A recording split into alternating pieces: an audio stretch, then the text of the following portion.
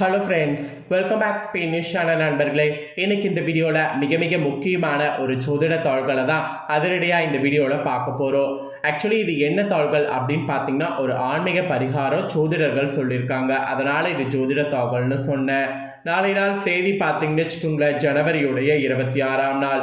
அதே போல் தமிழ் மாதம் பார்த்தீங்கன்னு வச்சுக்கோங்களேன், தை மாதத்துடைய 12ஆம் நாள் கிழமை. அது போல் நாளை நாள் பார்த்தீங்கன்னு வச்சுக்கோங்களேன், திங்கக்கிழமை. நாளை நாள் வரக்கூடிய வாரத்தின் முதல் நாளான திங்கக்கிழமை ரொம்ப ஸ்பெஷல் நாள் என்று சொல்லலாம். அப்படி என்ன ஸ்பெஷல் நாள் அப்படின்னு கேட்குறீங்களா? நாளைய திங்கக்கிழமை அஷ்டமியானது வருது. நாளை நாள் வரக்கூடிய அஷ்டமி ரொம்ப சிறப்பான அஷ்டமி. ஏன்னா இன்னைக்கு தை மாதத்துடைய சப்தமியானது வந்திருக்கு. இன்னைக்கு சூரியனாருடைய பிறந்த நாளான ரத சப்தமி. ரத சப்தமியை முன்னிட்டு ரத சப்தமிக்கு அடுத்த நாள் வரக்கூடிய அஷ்டமி பீஷ்ம அஷ்டமி என்று சொல்லப்படும். ஸோ இந்த பீஷ்ம அஷ்டமியை முன்னிட்டு வீட்டை பாதுகாக்க இந்த ஒரு வழிபாடு செய்யணும் என்பது குறிப்பிடப்படுது. அது என்ன வழிபாடு செய்யணும் அப்படிங்கிறத தான் இந்த வீடியோவில் சொல்ல போகிறேன். ஸோ வீடியோ ரொம்பவே சுவாரஸ்யமாக ரொம்பவே இன்ட்ரெஸ்டாக இருக்கும். வீடியோ பார்க்கக்கூடியவங்க வீடியோவை ஸ்கிப் பண்ணாமல் பாருங்கள்.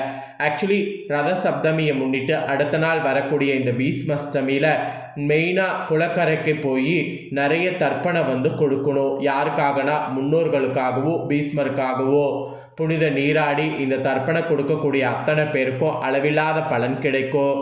இது தை மாதத்தில் இந்த சப்தமிக்கு அடுத்த நாள் வரக்கூடிய வளர்பிறை அஷ்டமியில் இந்த மாதிரி செய்யணும் என்பது சாஸ்திரத்தில் சொல்லப்படுது. அந்த மாதிரி செய்ய முடியாட்டியும் இந்த அஷ்டமியை நமக்கு தகுந்தவாறு வைத்து கொள்ள வீட்டை பாதுகாக்காக இருக்க ஒரு வழிபாடு செய்யணும். அது என்ன வழிபாடு அப்படிங்கிறத தான் இப்போ நான் உங்களுக்கு சொல்ல போகிறேன். அந்த வழிபாடை பற்றி தெரிஞ்சு அந்த வழிபாடை செய்து அனைவரும் நாளை நாள் பயன்பெறுங்க. கடன் தொல்லையிலிருந்து விடுபட, எதிரி தொல்லையிலிருந்து விடுபட, கண் திருஷ்டி, ஏவல் பில்லி, சூனிய, செய்வினை போன்ற பிரச்சனைகளிலிருந்து விடுபட நாளை நாள் காலபைரவர் வழிபாடு நமக்கு வழிவகுக்கும் என்று சொல்கிறது நம்மளுடைய சாஸ்திரம். உங்களுடைய வீட்டில் கண் திருஷ்டி பிரச்சனை அதிகமாக இருக்கிறது, எதிர்மறை ஆற்றலின் தாக்கம் இருக்கிறது, அடுத்தவர்களுடைய பொறாமை எண்ணத்தால் உங்களுடைய வீட்டில் பிரச்சனைகள் வருகிறது. உங்கள் வீட்டை பாதுகாக்க காவல் தெய்வமாக அந்த காலபைரவரே அழைத்து பாருங்க. கண்டிப்பாக நாளை தினம் அதற்கு உங்களுக்கு விடை கிடைக்கும். வளர்பிறை தை அஷ்டமி திதி காலபைரவரை நினைத்து வீட்டில் இந்த பரிகாரத்தை செய்தால் உங்கள் வீட்டை பாதுகாக்க அந்த காலபைரவரே நிலைவாசல்ல அமர்ந்து கொள்வார்.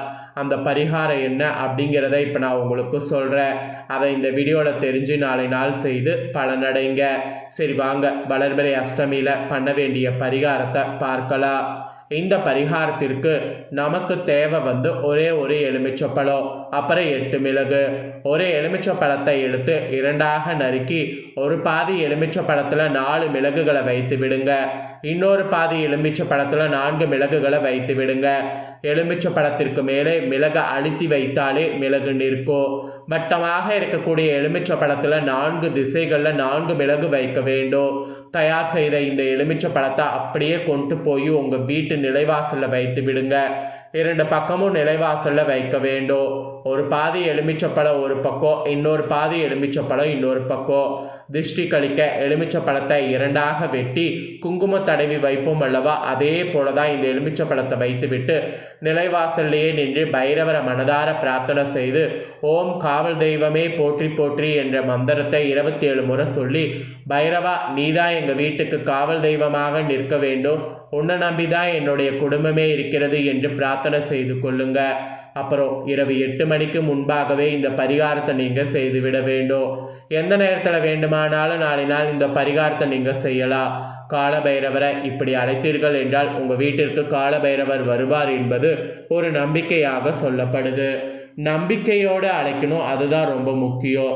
நம்பிக்கையோடு அழைத்தால் எந்த தெய்வமாக இருந்தாலும் நிச்சயம் வரும். அதே போலதான் சிவனின் மறு அம்சமாக இருக்கக்கூடிய இந்த காலபைரவர் நம்ம நம்பிக்கையோடு அழைக்கும் போது வருவார். அவருக்கு உகந்த மிளகு பரிகாரத்தை பயன்படுத்தி நாம் இதை செய்யறதுனால குளிர்ச்சி அடைவார். இந்த மிளகு காலபைரவருக்கு மிக உகந்தது. தேவலோக கனியாக எலுமிச்சப்பழத்தோடு அந்த மிளகு சேர்ந்து உங்களுடைய நம்பிக்கையும் சேர்ந்து அந்த காலபைரவருடைய ஆசீர்வாதத்தையும் காவலையும் உங்களுக்கு பெற்றுத்தரும். ஸோ இந்த ஒரு தாள்களை நீங்கள் தெரிஞ்சு பயன்பெறணுங்கிறதுனால தான் இந்த பரிகாரத்தை உங்களுக்கு ஷேர் பண்ணேன். கண்டிப்பாக இந்த பரிகாரம் உங்களுக்கு நல்ல ஒரு வெற்றியை கொடுக்குன்னு சொல்லி நான் நம்புகிறேன். இப்போ நெக்ஸ்ட்டு நாளைய இந்த பீஷ்மாஷ்டமியில் உங்கள் ராசிக்கேற்ப என்ன பலன் கிடைக்கும் அப்படிங்கிற பலனை சொல்ல போகிற. உங்கள் ராசிக்கேற்ப என்ன பலன் கிடைக்கும் அப்படிங்கிறத வாங்க பார்ப்பீங்க. ஸோ நாளை நாள் ஃபஸ்ட்டு மேச ராசிக்காரங்களுக்கு கொஞ்சம் போட்டி பொறாமைகள் இருக்கும். எதிரிகளால் தொல்லை வரும். உங்களுடைய பேச்சில் நிதானம் இருக்காது. எதிர்பார்த்த நல்ல விஷயங்கள் கொஞ்சம் தாமதமாக நடக்கும். நாளை நாள் வரக்கூடிய சிரமங்களை பொறுமையோடு எதிர்கொண்டால் பிரச்சனைகள் இல்லை. முன்கோபம் வேண்டாம், அவசரம் வேண்டாம், கவனமாயிருங்க. அப்புறம் ரிஷபராசியை பொறுத்தவரை அமைதியான நிம்மதியான நாளாக இருக்கும். உங்களுடைய வேலைகள் எல்லாம் நேரத்திற்கு சரியாக நடக்கும். பெரிய பெரிய நல்ல வாய்ப்புகள் உங்களை தேடி வருவதற்கு நேரம் காலம் கூடியிருக்கு. வாய்ப்புகளை தட்டி கழிக்க வேண்டாம். கூடுமான வரை முயற்சி போடுங்க. உங்களுக்கான நல்லது நிச்சயம் நடக்கும். அப்புறம் மிதுன ராசிக்கு சந்தோஷம் இருக்கும், உற்சாகம் இருக்கும். நீண்ட நாள் பிரிந்த உறவுகள் மீண்டும் சந்தித்து பூரிப்படைவீங்க. பல நாள் கதைகளை உட்கார்ந்து பேசுவீங்க. நேரம் போவதே தெரியாது. ஆனால் கடமையிலிருந்து தவறாமல் இருக்க வேண்டும். வேலையில் வியாபாரத்தில் கொஞ்சம் கவனத்தோடு செயல்படுங்க. அப்புறம் கடகராசியை பொறுத்தவரை மகிழ்ச்சி நிறைந்த நாளாக இருக்கும். உற்சாகம் பிறக்கும். வேலையிலையும் வியாபாரத்திலையும் சுறுசுறுப்பு இருக்கும். உங்களுக்கான நல்லது உங்கள் வீடு தேடி வரும். புரிதல் இல்லாத கணவன் மனைவி இடத்துல நல்ல புரிதல் உண்டாகும். ஈகோ பிரச்சனைகள் விலகும். இரவு நல்ல தூக்கமானது கிடைக்கும். அப்புறம் சிம்மம் ராசியை பொறுத்தவரை வெற்றி வாகை சூடு பிடிக்கும். அப்புறம் வியாபாரத்தில் வேலையில் பார்த்தீங்கன்னு வச்சுக்கோங்களேன், நல்ல சுறுசுறுப்பாக செயல்படுவீங்க. நல்ல பெயர் வாங்குவீங்க. நீண்ட தூர பயணங்கள் நல்லபடியாக அமையும். கடன் சுமை விலகும். தன்னம்பிக்கையும் தைரியமும் அதிகரிக்கும். வீட்டில் இருக்கக்கூடிய பெண்களுக்கு மன திருப்தி ஏற்படக்கூடிய நாள். அப்புறம் கன்னிராசியை பொறுத்தவரை வாழ்க்கையில் நல்ல முன்னேற்றம் இருக்கும். பெரிய மனிதர்களுடைய சந்திப்பு கிடைக்கும். எதிர்கால தேவைகளை பூர்த்தி செய்து கொள்ள நிறைய முயற்சிகளை மேற்கொள்வீங்க. சேமிப்பு இரட்டிப்பாகும் நாள். தலை குனிந்த இடத்துல தலை நிமிர்ந்து நிற்பீங்க. உங்கள் பெயரை காப்பாற்றி கொள்வீங்க. அதுக்கப்புறமா துலாம் ராசிக்கு நாளை நாள் இன்பமான அனுபவம் கிடைக்கும் நாளாக இருக்கும். சந்தோஷ, பாசம், அன்பு, காதல் என்று நாளை நாள் உங்களுடைய வாழ்க்கை ஒரு ரோஜா பூ போல இனிமையாக இருக்கும். மனக்கசப்பு நீங்கும். வேலையிலே வியாபாரத்திலேயும் நல்ல முன்னேற்றம் இருக்கும். இறைவனுக்கு நன்றி சொல்லுங்க. அப்புறம் விருச்சக ராசிக்காரங்களுக்கு சந்தோஷம் இருக்கும், உற்சாகம் இருக்கும். அதே சமயம் பணிவோடு நடந்து கொள்ளும். எந்த விஷயத்திலும் அலட்சியமாக செயல்படக்கூடாது. அடுத்தவர்களுடைய உணர்வுகளுக்கு மதிப்பு கொடுத்து நடந்து கொள்ளும். தலைகணம் குறையக்கூடிய நாள் என்று சொல்லலாம். அப்புறம் தனுசு ராசியை பொறுத்தவரை அன்பு, பாசம், சந்தோஷம் என்று குடும்பத்தோடு நேரத்தை செலவழிக்கக்கூடிய நாளாக இருக்கும். வீட்டில் விருந்தாளர்களுடைய வருகை இருக்கும். சுப செலவு ஏற்படும். வேலையிலையும் வியாபாரத்திலும் இருந்து வந்த தடை விலகி நல்ல முன்னேற்றம் காணப்படும். வருமானம் சீராகும் நாள். அதுக்கப்புறமா மகர ராசியை பொறுத்தவரை கொஞ்சம் சோம்பேறித்தனமான சோர்வான நாளாக இருக்கும். வேலையில் சின்ன பின்னடைவு வரலாம். சில இடங்களில் திட்டு வாங்க வேண்டிய சூழ்நிலை கூட வரும். கவனமாக செயல்படுங்க. மனதை தைரியத்தோடு வைத்து கொள்ளுங்க. எந்த இடத்துலையும் மன உளைச்சலுக்கு ஆளாகக்கூடாது. அப்புறம் கும்பம் உங்கள் ராசியை பொறுத்த வரைக்கும் மனது ஆன்மீகத்தில் ஈடுபடும். வீட்டில் இருக்கக்கூடிய பெண்கள் இறை வழிபாடு செய்தீங்கன்னா மன திருப்தி அடைவீங்க.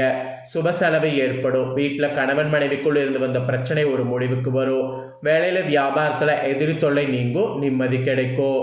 அதுக்கப்புறமா மீனம் ராசியை பொறுத்தவரை கோபம் கொஞ்சம் அதிகரிக்க வாய்ப்பு இருக்குது. தேவையில்லாத டென்ஷன் வரும். உயர் அதிகாரிகளுடைய ப்ரெஷர் இருக்கும். நாளை நாள் கவனமாக செயல்பட வேண்டும். அதிகம் பேசாதீங்க. முன் கோபப்படாதீங்க. மனதை ஒருநிலைப்படுத்தி செயல்படுங்க. அவ்வளோதாங்க. உங்கள் ராசிகளுக்கு நாளைய இந்த பீஷ்மாஷ்டமி இப்படி தான் இருக்கும் என்பது குறிப்பிடப்பட்டதை தெளிவாக உங்களுக்கு ஷேர் பண்ணியிருக்கேன். ஷேர் பண்ணதை நீங்கள் தெரிஞ்சிருப்பீங்க. தெரிஞ்சதுக்கேற்ப நடந்து பயன் பெறுங்க.